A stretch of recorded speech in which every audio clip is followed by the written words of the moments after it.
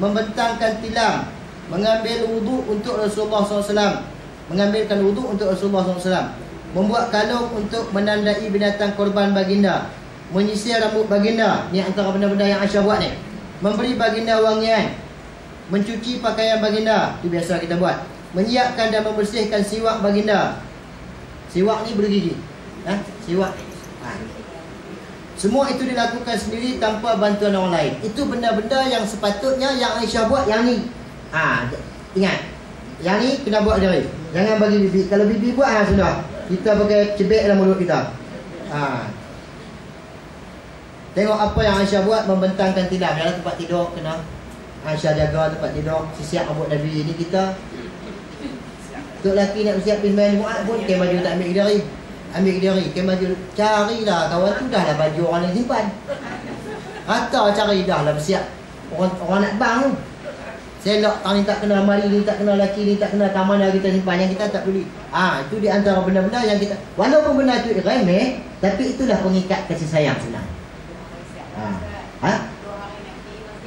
Tak apalah kalau siap dulu tu tak apa-apa tu ya. Ni jangan biar dia cari diri. Jangan biar dia cari diri. Itu benda-benda yang Aisyah buat, yang kita nak buat. Cara nak mengikat hati-hati. Hati-hati suami dia kata, tua-tua nak apa lah tak biar dia lah cari. Hak tua-tua tu ada orang kena hak tua. Hak sahabat mai turun rumah dulu, Tok Imam tua. Tengok, Tok Imam tua umur 63 dengan 26. Kalau kita fikir dari segi adat, mana nak kena umur 63 pencin tak? Ada tak? Lepas tu kemarin pula tu, yang si isteri tu tolong kaunter, tolong jawab pula. Dia kata abang imam kelakar pula. Tu pula ada karakter mau lah tu. Kita ada ingat kita umur 60 dapat. Jangan jaga dulu. Hak ada jaga. Hak ada tolong jaga. Kita ada fikir ada ingat. Udah orang tua ni misal pun tak apa nak bunting. Jangan. Kadang-kadang hak misal tak bunting tu lah orang kenal. Dia masing-masing. Sebab tu saya kata benda sesuatu yang abstrak, jadi kena jaga hak-hak ada. Biar tua-tua pun kena jaga. Jaga cara tua. Tua jaga cara tua. Muda cara tua jaga cara muda. Baik, Aisyah juga menyiapkan dan menghidangkan hidangan kepada tetamu Rasulullah SAW. Itu yang sepatutnya. Kita ni antara adat dan adat yang kita sudah hilang. Tapi saya percayalah yang ada depan saya ni memang masih lagi kita bawa adat orang tua. Bila rumah kita bantu ayah bagi. Setengah tu kalau kita tengok orang muda ni, kita pergi rumah, tambah lah rumah taman dengan sibuk kerja. Tetamu mai kadang-kadang sampai tetamu tu anak balik ayah tak sampai lagi. Adat kita sudah hilang di situ. Sudah sepatutnya tetamu mai di rumah kita kena jamu. Itu yang adat yang Nabi buat. Itu yang Nabi tunjuk. Aisyah bila tetamu mai, Aisyah terus buat hidangan. Sepatutnya sekadar yang kita ada. Jangan duk pesoh nak bergulai apa. Tengok kadang lah masa waktu ayat teh bujang lah. Masa jamu makan berat tahu kita jamu makan berat. Tengok kesesuaian. Orang mai waktu mana. Tapi anak pergi rumah orang pun tengok juga sampai tak kira masa ni. Yang pergi pun. Tapi adat menerima tetamu kena ada. Bila orang mai tu cepat-cepatlah buat ayam. Tak kira mana-mana asalkan ada. Sebagai kita meraihkan tetamu. Tengok musim lah. Tengok musim, kalau musim panas buat layak, buat air. Kalau musim sejuk jangan buat air pula. Tengok keadaan lah, kesesuaian dan sebagainya. Itu adat yang kita kena pesan dekat anak-anak kita, dekat cucu-cucu kita. Itu antara adab yang Nabi suruh. Dan juga menjadi adat pada kita orang Melayu yang dengan sifat lembutnya orang Melayu tu. Orang tua kita dulu kalau orang main rumah, kalau tengah malam pun suruh ligan ayam, tangkap sembelih buat gulai dulu. Lah tak ada dah. Itu di antara benda. Maknanya kita ni orang Melayu dari segi kita beramal dengan sunnah yang Nabi tunjuk, banyak kita buat. Dari segi ketertibannya banyak kita buat. Kalau berbanding dengan bangsa-bangsa lain kita banyak buat. Cuma kadang-kadang kita orang Melayu ni mulut je terlajak sikit. Tu je. Mulut dengan hati kita terlajak sikit. Mulut kita cepat sangat kata kat orang, hati kita cepat sangat cemburu kat orang, dengki kat orang. Dengan Tok Bomo kita ni macam dua balik. Silap sikit cara Tok Bomo. Silap sikit berhenti. Dia kira itu sifat orang Melayu kita. Yang tu kita kena jaga. Kalau dua tu elok, insya-Allah kita ni elok banyak dah. Dari segi semayang pun kalau tengok dari segi tertib semayang banding kita dengan Bangsa lain kita nampak tertib. Kita jaga semua dari segi sunatnya, yang fardu, yang rukun tu ialah dari segi sunatnya, dari segi tamak-ninahnya kita cukup tertib. Cuma kurang tertibnya mulut dengan hati je kita. Jaga dua belah tu insya-Allah. Orang Melayu lah, kita orang Melayu. Maksud saya lah, bukan kata kat tuan-tuan. Kita mana kita hak kita orang Melayu. Tak kira lah Melayu Banjar ke Melayu Jawa ke Melayu Jawa Asia. Asalkan namanya Melayu, itulah sifat kita. Jadi kita jaga di situ insya-Allah. Kemudian Aisyah juga menyiapkan dan menghidangkan hidangan kepada tetamu Rasulullah sallallahu alaihi wasallam. Qais Al-Ghifari, seorang sahabat yang termasuk dalam Ashabus Suffah. Apa dia Ashabus Suffah ni? Ahli Suffah ni, dia di zaman Nabi, satu ketika di zaman Nabi dulu dia panggil Ahli Suffah ataupun Ashabus Suffah. Ashabus Suffah ni di masjid Nabi kita nak panggil apa? Beranda. Masjid tu, di kaki lima di luar masjid tu kan ruang sembahyang, ruang solat itu kawasan tu masjid. Kemudian hak lebih luar tu, kaki lima itu dia panggil sofa. Kaki lima tu. Jadi di zaman Nabi dulu, dia ada satu golongan yang namanya ahli sofa. Ahli sofa ni dia mai ke Madinah, kadang-kadang mai berjumpa dengan Nabi, mengaji dengan Nabi, duduk, tak ada keluarga di Madinah. Tak ada adik-beradik siapa-siapa, jadi tak ada tempat duduk. Nabi benarkan duduk di situ. Itu orang yang duduk di situ namanya ahli sofa. Ahli sofa ni pernah satu ketika sampai 40 orang berkumpul duduk itu. Tapi tak lama ahli sofa ni dia duduk sementara. Lepas tu kalau kadang-kadang yang berkahwin dengan orang Madinah dia pindah duduk ada rumah asing, kadang-kadang dia balik ke tempat dia. Tapi dalam satu masa tu pernah satu ketika ada pendapat, ada setengah riwayat ulama sirah dia kata ada sampai 40 orang berkumpul satu masa. Dan ahli sofa ni dia tak ada kerja. Dia duduk situ, kerja dia ibadat dan belajar dengan Nabi je. Duduk di masjid Nabi. Dan setiap hari Nabi akan sediakan untuk ahli sufah ni satu cupak kurma untuk bagi dua orang. Satu cupak kurma dua orang, satu cupak kurma dua orang. Beda untuk makanan ahli sufah. Dan antara ahli sufah lagi, antaranya Sayyidina Abu Hurairah radhiyallahu anhu, termasuk salah seorang daripada ahli sufah di kalangan sahabat Nabi. Dan begitu juga termasuk juga ni Qais Al-Ghifari juga termasuk ahli sufah. Ahli sufah ni orang susah yang duduk di masjid, sentiasa buat ibadat dan cari ilmu dengan belajar dengan Nabi ya kerja dia. Dan sebab itu Sayyidina Abu Hurairah di antara orang yang paling banyak riwayat hadis. Sebab dia duduk sentiasa dengan Nabi, duduk di masjid tu lama, di masjid Nabi tu lama. Kita nak bagi faham makna ahli sufah. Kita orang masjid amat. Tapi hang mai duduk masjid pun patut pandanglah tengok keadaan. Sebab hang zaman Nabi tu main mengaji, main nak cari Islam, nak mengenal. Lihat setengah tu main. Tapi dengan keadaan dunia hari ni kena tengok juga. Masjid pun kalau dia buka lepas tuan Syah dengan member-member depan ni jual. Lama-lama ni jadi duit semua. Sebab tu masjid kena kunci dalam ni. Jadi kena tengoklah, tengok kesesuaian. Tapi pada masa zaman Nabi dulu, masjid sentiasa terbuka dan masjid itu menjadi pusat semuanya di situ. Pusat pemerintahan Nabi di situ, pusat komuniti di situ. Kita komuniti di sini. Jadi maknanya one stop center masjid tu pada zaman Nabi. Sebab tu Nabi ketika mana Nabi sampai dia Quba, pertama sekali Nabi buat masjid dulu. Sebab one stop center, di situlah tempat tumpu segala-galanya. Dan begitu juga bila sampai ke Madinah, terus yang pertama Nabi buat masjid sebagai tempat himpun, tempat tumpu, tempat ukhuwah pun di situ dan sebagainya. Patutnya masjid kita kena jadikan sebagai one stop center. Situlah tempat untuk komuniti berhimpun.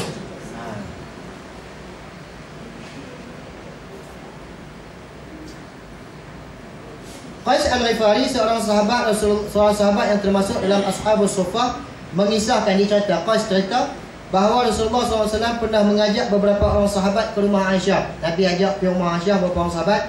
Ketika mereka sampai di sana, baginda berkata, "Wahai Aisyah, beri kami makan." Nabi masuk-masuk, Nabi kata, "Ada apa nak makan?" Bahasa kita ni, "Ada apa nak makan?" Nabi tanya Aisyah.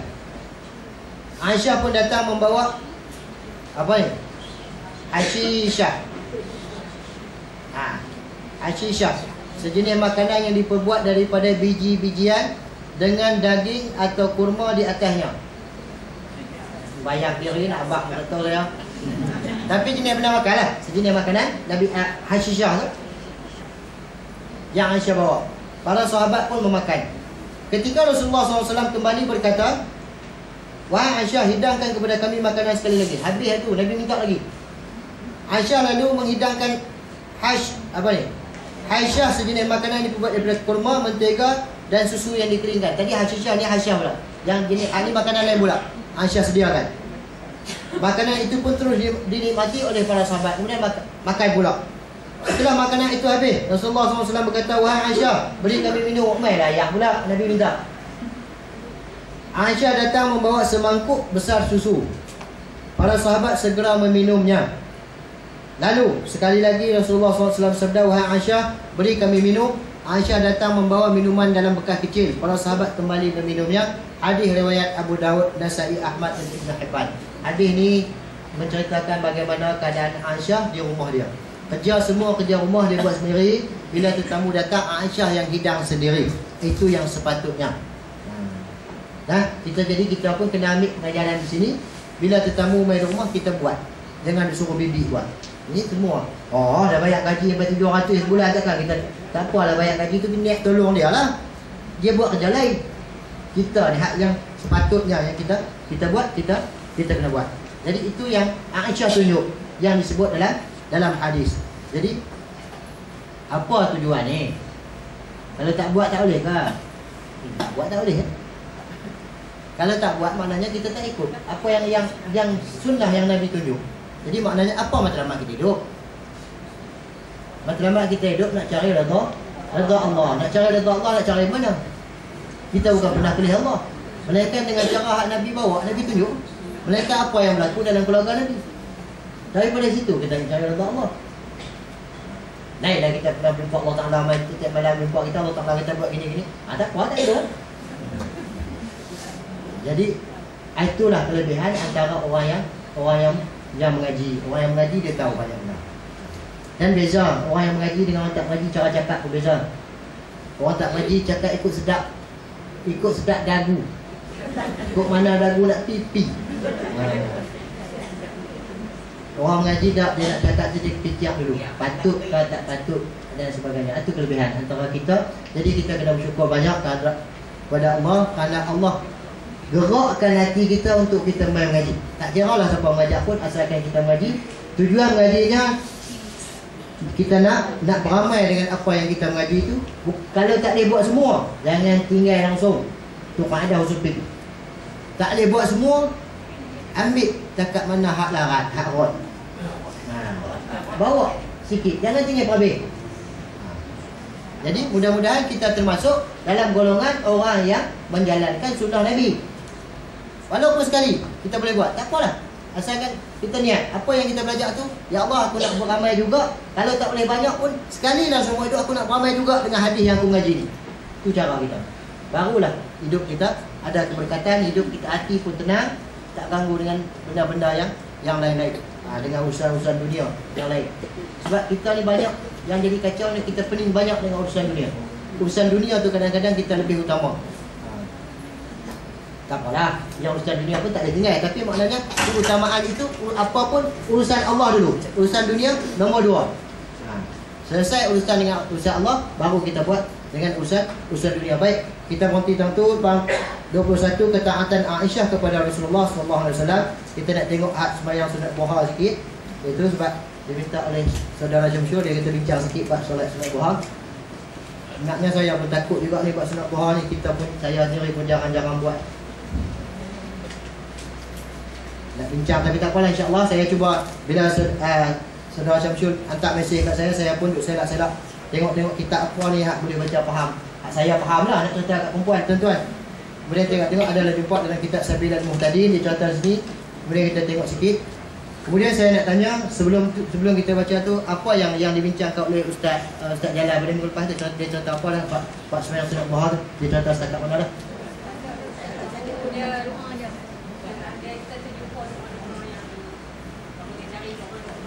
Oh gitu. Baik, tak apalah. Sikit kita ni nak ramai subuh ni. InsyaAllah ni di antara sembahyang yang banyak kelebihan yang Allah bagi kalau kita boleh istiqamah dengan benda ni. Kalau kita tengok dari segi doanya, memang cukup padat. dalam doa tu. Baik, tak apalah, saya baca sikit lah. Kita tengok seringkan yang boleh. Kita dah pukul 10 berapa ni? 10 setengah lah. Baik. Maka qala al-musannifu rahimahullahu ta'ala wa nafa'ana bi'ulumihi fid darain. Maka yang terafdal kemudian daripada sembahyang tarawih itu. Dia contoh ni masih bab sembahyang sunat. Dia bab sembahyang sunat. Dia ada satu bab dalam bab masalah sembahyang sunat.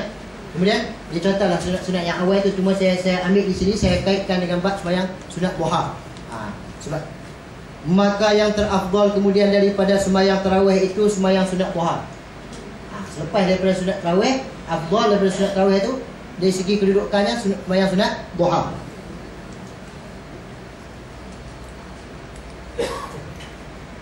Sekurang-kurangnya 2 rakaat. Sembahyang sunat duha ni sekurang-kurangnya 2 rakaat. Dan sekurang-kurang kamalnya 4 rakaat. Pada kamal tu, sekurang-kurang sempurnanya, nak ambil eloknya 4 rakaat. 4 rakaat. Dan yang akmalnya, yang terlebih sempurnanya, yang terlebih sempurna daripadanya 6 rakaat. 6 rakaat. Nak ambil sempurna lagi, buat 6 rakaat. Dan sebanyak-banyaknya 12 rakaat.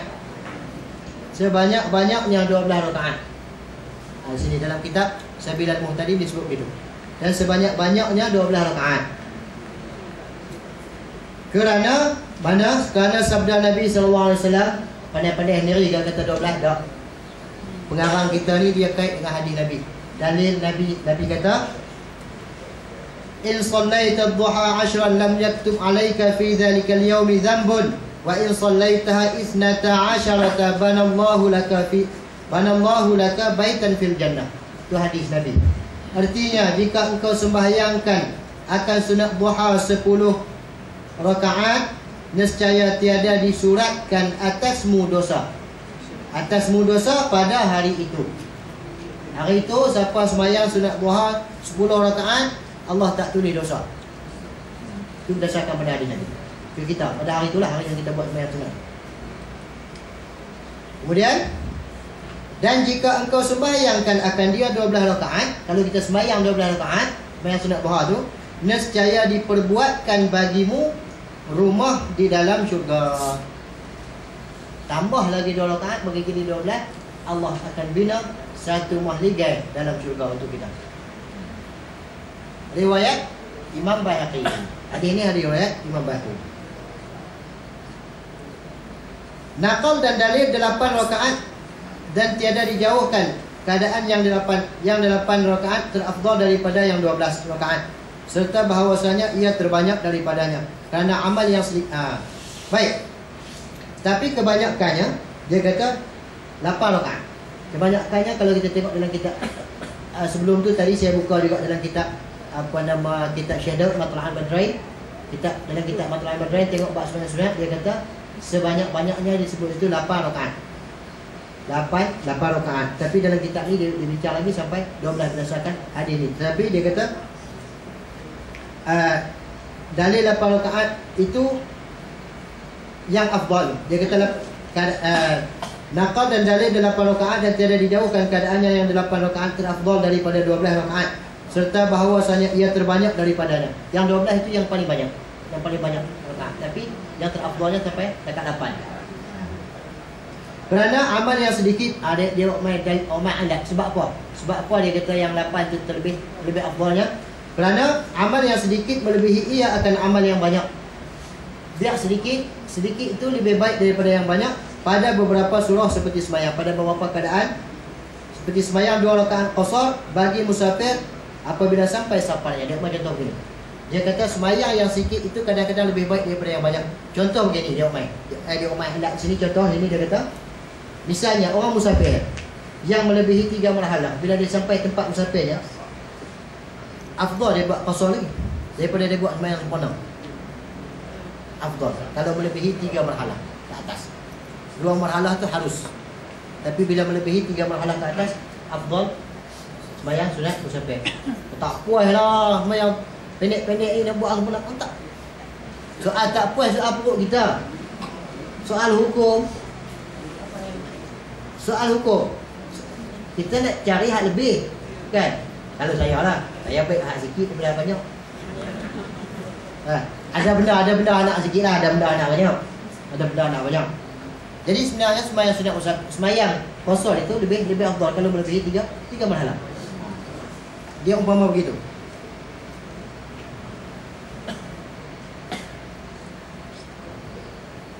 Daripada dia kata terafdal baginya daripada sembahyang 4 rakaat tamam. Daripada 4 rakaat sembahyang sempurna. Bila kita musafir melebihi 3 marhalah, afdalnya kita sembahyang qasar. Kalau lohok buat 2 rakaat.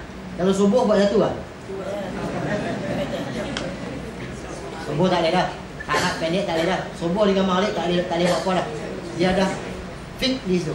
3 dengan 2. Subuh 3, maghrib 3, subuh 2. Jangan pendek 1.5 tak boleh. Buat 1.5 buat kena. Sampai tekak rokok sudah Tuan Madinah bagi salah. Assalamualaikum warahmatullahi wabarakatuh. Maghrib buat dia dengan boleh. Dia 3, 3 kena 3. Yang 2 kena 2. Subuh kena 2 juga. Dan subuh tak boleh jamak dengan orang lain. Jangan sampai letih. Tak larat sembahyang. Letih tak mau sembahyang Isyak, tak larat dah sampai letih. Esok dah sembahyang Isyak jamak sembahyang subuh. Bangkit sembahyang Isyak 2 rakaat, lepas tu sembahyang subuh pula tak boleh. Subuh satu-satu dia tak boleh himpun dengan orang lain. Yang boleh himpun lohok dengan asar, asar dengan lohok boleh. 2 tu je. Jangan dihimpun maghrib dengan asar tak boleh. Tak boleh. Yang lohok dengan asar himpun. Lepas tu maghrib dengan isyak ataupun isyak dengan maghrib. Bila himpun maghrib dengan isyak namanya ambil isyak pi maghrib namanya jamak takdim. Ambil maghrib kita waktu isyak namanya jamak takhir. Tu aja. Begitu juga lohok dengan asar. Semayang asar lah waktu lohok namanya jamak takdim. Makna kita dulu buat asar dulu. Padahal waktu asar tak masuk lagi. Tapi ambil waktu asar semayang siap. Ambil semayang asar tu semayang siap di waktu lohok. Namanya jamak takdim. Ataupun tak mau buat niat masuk waktu lohok, niat aku nak semayang waktu lohok dan waktu asar. Tak usah semayang waktu lohok. Terus semayang waktu asar ni. Namanya jamak takhir. Tu aja. Itu mudah aja sebenarnya semayang jamak ni. Semayang jamak semayang qasar. Boleh nak buat qasar saja boleh, nak jamak dengan qasar pun boleh, nak jamak saja pun boleh. Pilih yang mana mau. Tapi bila dah musafir ni biasa jamak dan qasar jalan sekali. Ikut atas mana kita rasa selesa itu.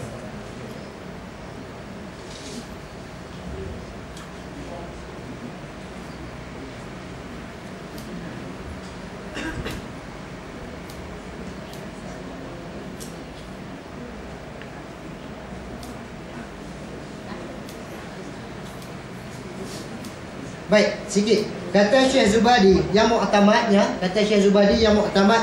sebanyak-banyak sembahyang duha. Dia khilaf ulama ni, khilaf ulama tentang berapa rakaat. Kata Syekh Zubadi yang muktamad bahawasanya sebanyak-banyak sembahyang duha dan yang terafdalnya iaitu 8 rakaat. Kata Syekh Zubadi yang terbanyak dan terafdalnya 8 rakaat saja. Kata Syekh Zubadi. Seperti yang tersebut dalam syarah Muhazzab. Dalam kitab Imam Nawawi, dia ambil dalam kitab Imam Nawawi, Imam Nawawi kata nakal daripada kebanyakan fuqaha. Kebanyakan fuqaha kata, fuqaha ni siapa dia? Ulama fiqh. Fuqaha itu jamak kepada faqih. Orang mengajar lah. Jamak lah. Dia ada plural, ada singular. Yang ni plural ni. Fuqaha itu plural daripada faqih. Ya, betul ke saya kata? Yang satu tu singular tak? Betul tak? Betul ya, tak silap. Ya. Sekali sampai bincang. Baik. Kebanyakan pendapat fuqaha yang Imam Zubadi, yang kata Syekh Zubadi ni dia ambil daripada kitab Syarah Muhazzab, kitab Imam Nawawi. Dia kata sebanyak-banyak rakaatnya 8. Tu.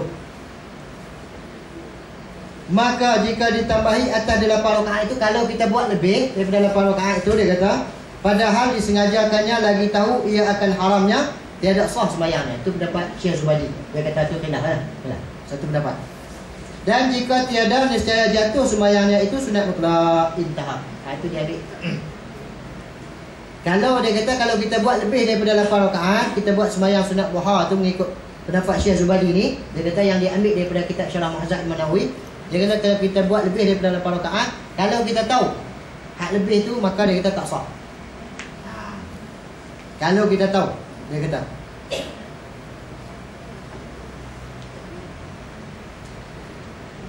Dan Jika kita tak tahu, jatuh sembahyang hak lebih daripada 8 tu, dia kena jatuh sebagai sunat mutlak saja. Itu kata Imam Zubadi. Dan sunat tu pendapat dia. Dan sunat hendaklah dikerjakan ia 2 rakaat 1 salam. Tu. Dan sunat hendaklah dikerjakan sunat sembahyang duha itu 2 rakaat 1 salam. 2 1 salam, 2 1 salam. Okey. Dia pegang pada satu kaedah lagi, ulama kata sembahyang sunat siang bukan, itu sunat malam. Sebab itu kita tapi yang di sini sembahyang sunat ni dia kata sunat 2 rakaat 1 salam, 2 rakaat 1 salam. Yang tu bukan yang balik. Bukan. Dan sunat hendaklah dikerjakan ia 2 rakaat 1 salam. Kerana Nabi SAW, ini berdasarkan kepada perbuatan Nabi, adalah ia sembahyang duha 8 rakaat. Nabi sembahyang duha 8 rakaat, memberi salam ia daripada tiap-tiap 2 rakaat.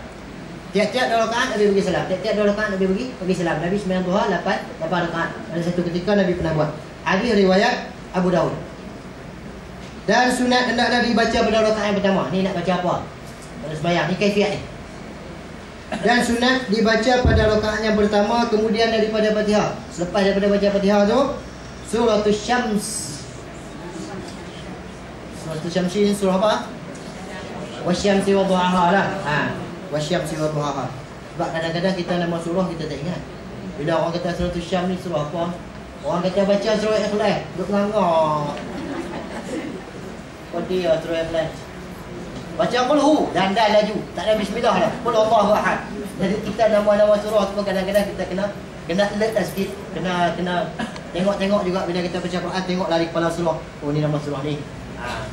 Kadang-kadang satu surah ada dua nama kadang-kadang. Jadi kita kena alert juga. Baik, dalam rakaat yang pertama disunatkan kita baca suratul Syamsi. Wasyamsi wa duhaha. Baik.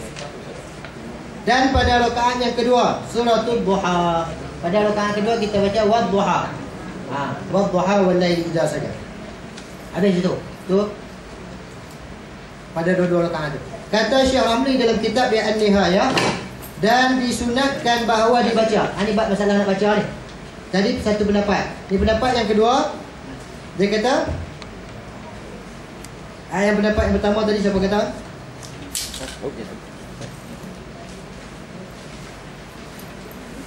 Ada tak sebut itu. Kemudian kata Syekh Ramli dalam kitab An-Nihayah, kitab Syekh Ramli nama kitab An-Nihayah, dan disunatkan bahawa dibaca dalam 2 rakaat ad-duha itu suratul Kafirun. Selepas daripada Fatihah rakaat pertama baca qul ya ayyuhal kafirun. Suratul Kafirun tu qul ya. Qul ya ayyuhal kafirun rakaat yang pertama, dan suratul Ikhlas pada rakaat yang kedua. Okey, itu dari segi khilaf ulama apa nak baca pada rakaat pertama, apa nak baca pada rakaat kedua. Maka 2 surah itu afdal daripada suratul Syamsi dan suratul Duha. Kata Imam Ramli, baca qul ya dengan qaul Allah itu lebih afdal daripada baca suratul Wasyamsi wa duhaha dan wadduha wal laili idza saja.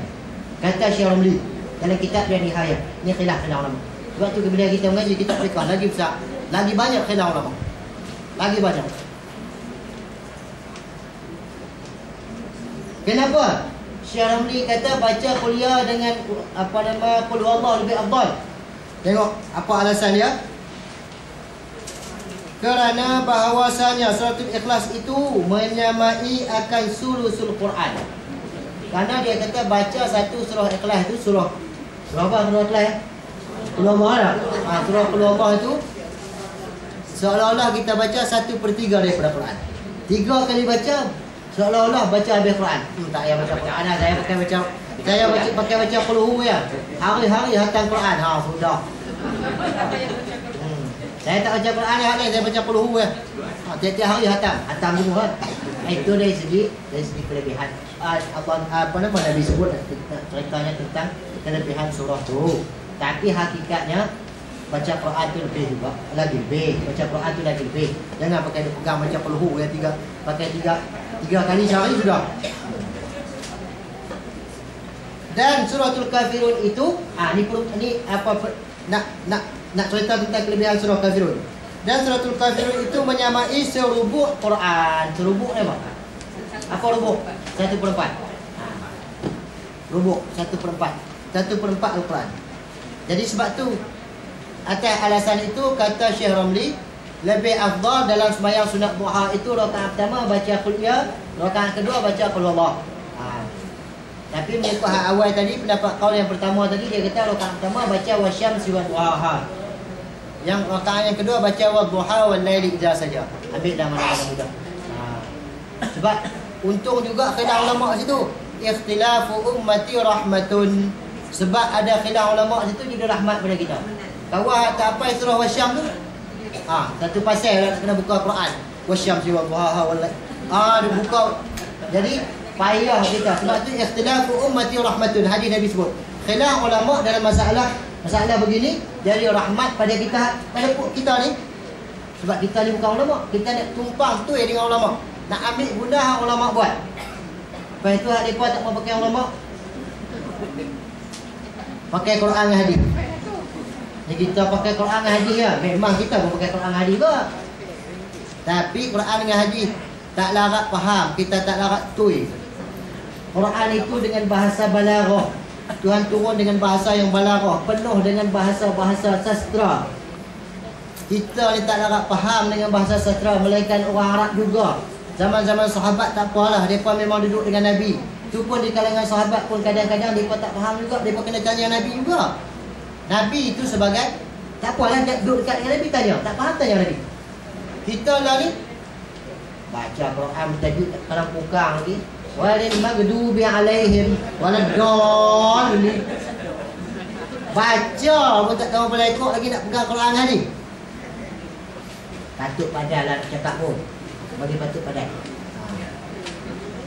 Jadi tak dapat tidak nak faham Quran dengan hadis, kena tolong, kena ulama tolong. Ulama tolong tulis tahu, kita tolong baca. Ni pun kalau tak ngaji baca tak faham ni hang ulama tulis. Ulama tulis tahu dah. Cuba baca tengok ibarat mereka kat mana. Boleh nak pening pun. Jadi maknanya tak dapat tidak mesti kena tolong dengan ulama tolong kita. Jadi maknanya kita ni kena pakai hak ulama tulis taruh dah. Ulama tulis taruh tu hak ambil daripada Quran dengan hadis. Ulama dia tak ambil syair Arab mai buat hukum. Faham gitu ya? Untuk kita mudah-mudah faham gitu. Kalau orang kata kita tak pakai ulama, pakai Quran hadis, ikut dia lah mak dia. Kadang-kadang lagu ni juga Tuhan ajak dalam Quran, kadang-kadang mai orang bahasa bengong lagu tu kita kena jawab wa iza khatabahumul jahiluna qalu salama. Bila orang bengong lagu tu mai kata kita lagu ni tak boleh suruh ikut dia. Tak apalah, ya pakai jawab itu tak salah. Tidak bodoh sama kita kepada dia. Jadi hak kita fahamnya, hak kita ambil daripada tutup buku kita kan, mesti kena pakai pendapat ulama, pandangan ulama.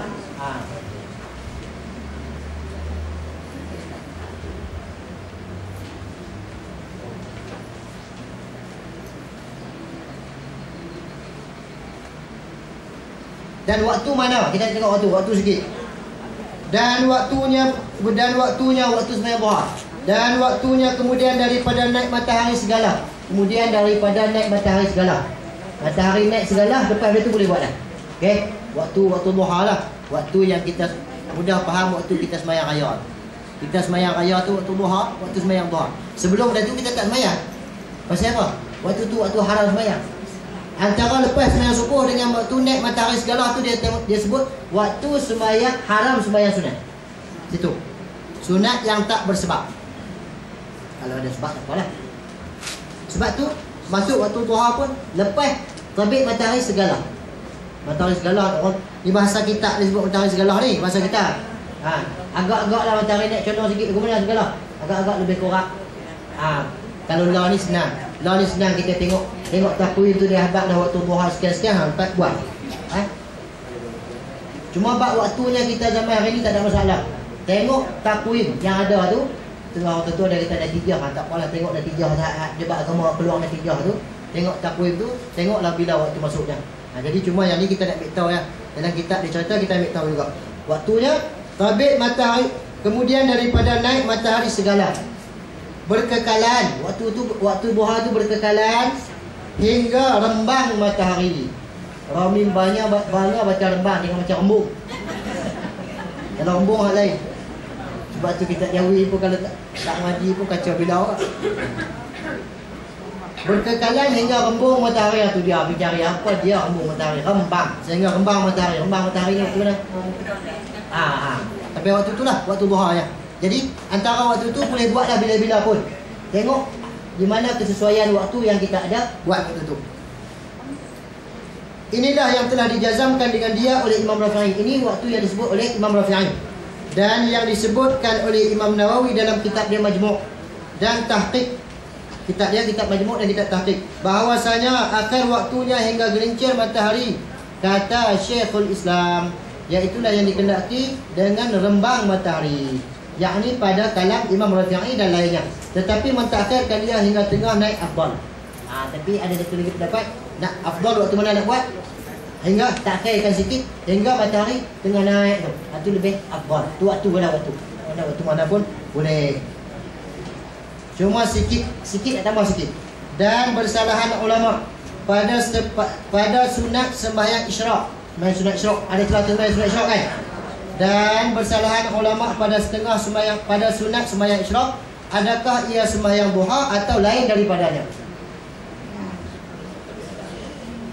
Dan kata Syekh Ibnul Muqri dalam Matan Ibad, 2 rakaat sunat isyraq itu lain daripada sembahyang sunat duha. Dan kata satu Syekh Ibn Muqri, dia kata sembahyang isyraq lain, sembahyang sunat duha lain.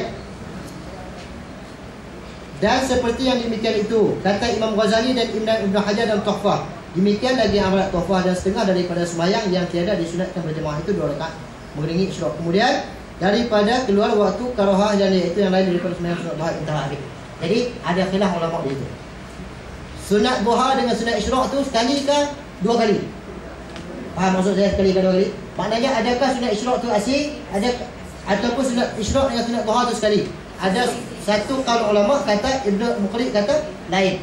Dalam kitab dia dia kata lain. Sunat isyraq lain, sunat duha lain. Ada setengah ulama kata isyraq dengan duha sekali. Tak apalah, peganglah mana-mana. Wallahu subhanahu wa ta'ala alam. Setakat tu dulu yang kita boleh bincang dalam masa yang singkat ni.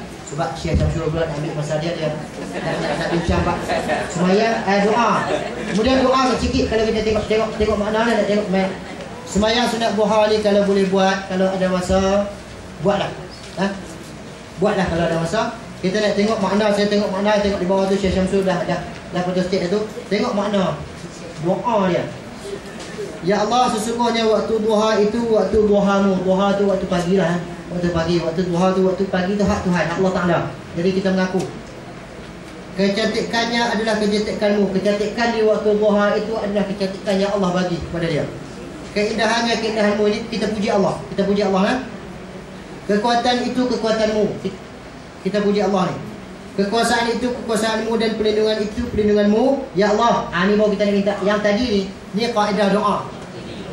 Bagi erti sikit nak doa ikut dan sama juga kaedah kita nak minta kat orang lain pun.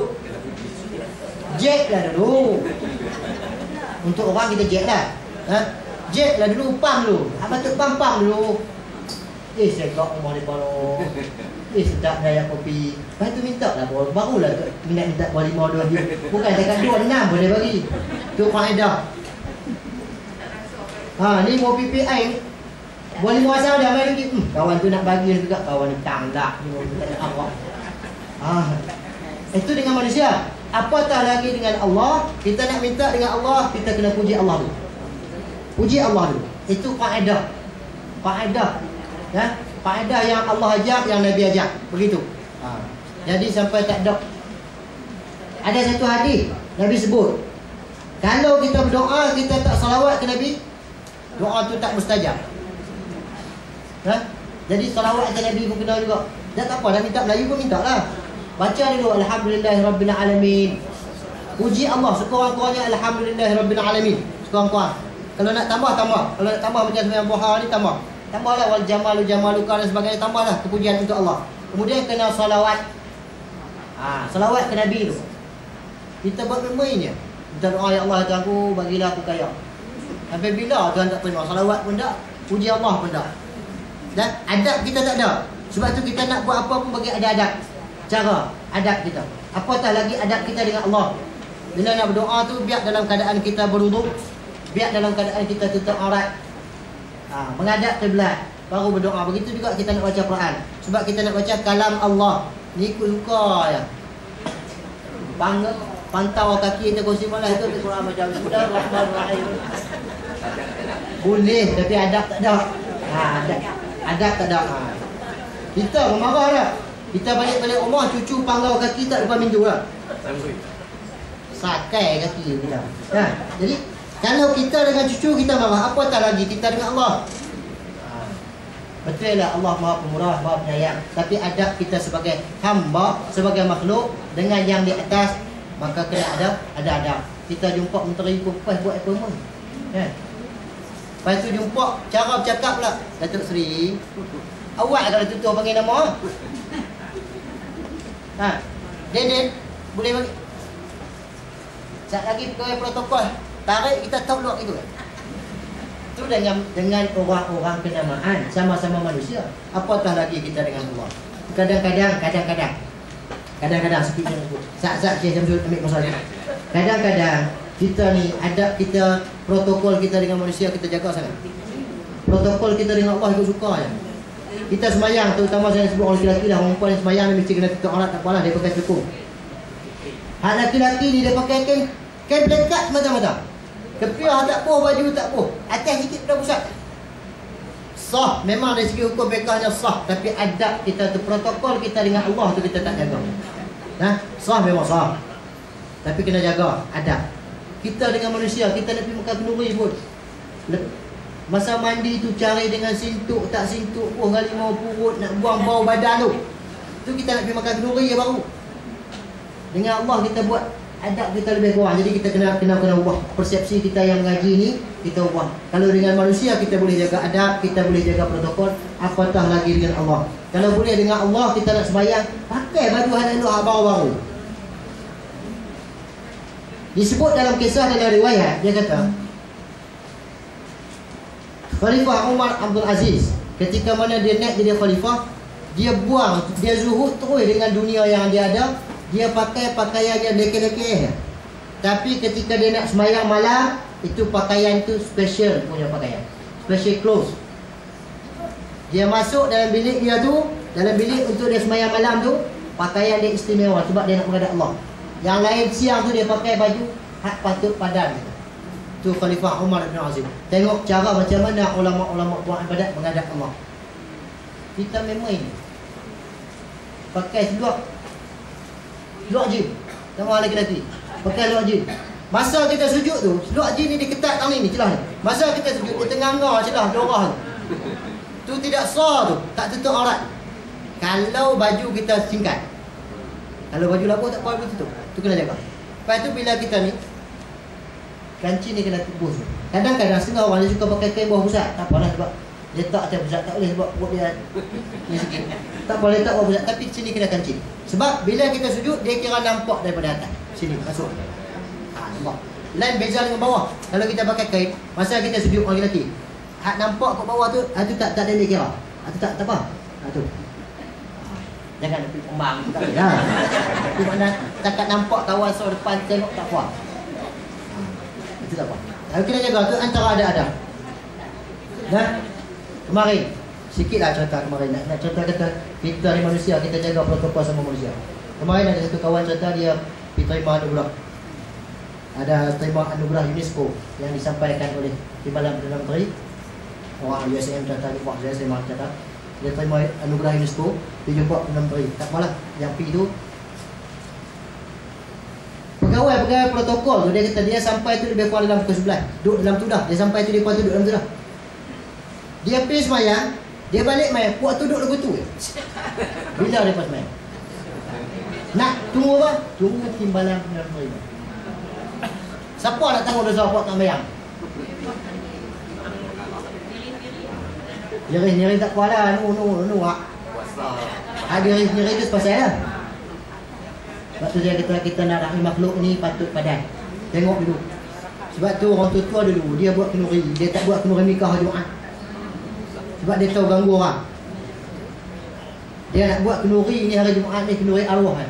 Sebab balik-balik Jumaat tu buat tahlil makan perut. Tak ganggu dengan orang. Tak apa jamu makan hari Jumaat. Kalau nak buat kenduri besar, kenduri menikah ke, kenduri masuk jauhi dia ke, apa, tak buat lagi. Jadi kita kena tengok dari segi adab. Jadi maknanya banyak sangat kita landing dengan Allah. Adab itulah lah memang kita ni. Jadi saya rasa cukuplah sekadar itu. Ustaz, saya nak tanya. Ya, ya. Jadi masa sembahyang duha yang kita buatkan masa itu adakah tertentu ataupun 2 rakaat tu ataupun berhenti dalam Ikut pulang. Ikut atas kesesuaian kita. Kalau kita nak buat terus 8 terus. Kalau kita rasa ada masa buat 8 terus pun tak apa. Kalau tak ada masa kita buat 2 rakaat tak nasi langit. Monti lupi. Langit sudah habis macam mula 2 rakaat pun boleh, tak ada masalah. boleh lah. Boleh ya. Dia tak mesti ni. Boleh. Ya.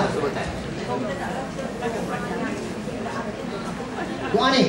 Boleh, tak ada masalah. Dah ambil hotel, pegang hotel. Dah kita bayar seorang kan.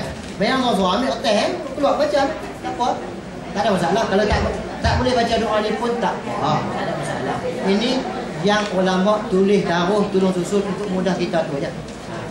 Kalau tak boleh minta lah apa yang kita nak minta. Minta lah dengan Allah, Allah bagi. Cuma kena ingat satu je. Bila kita berdoa, kadang-kadang kita ni gopoh. Kadang-kadang kita ni gopoh. Lama dah minta Tuhan tak bagi pun. Kita ni gopoh.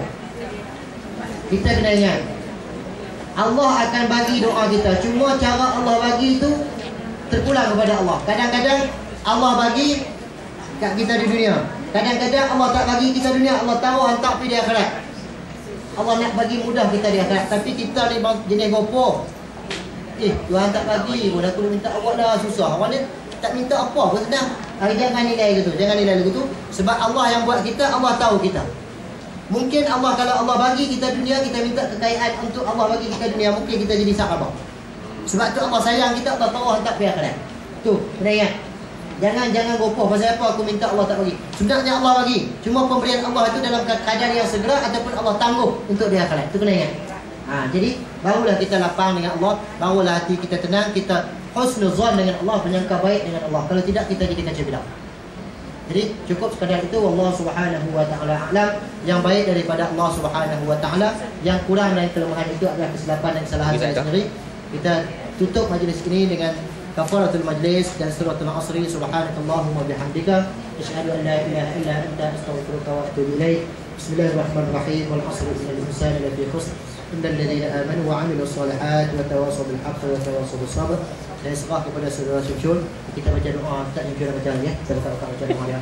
Ya, wallahu a'lam.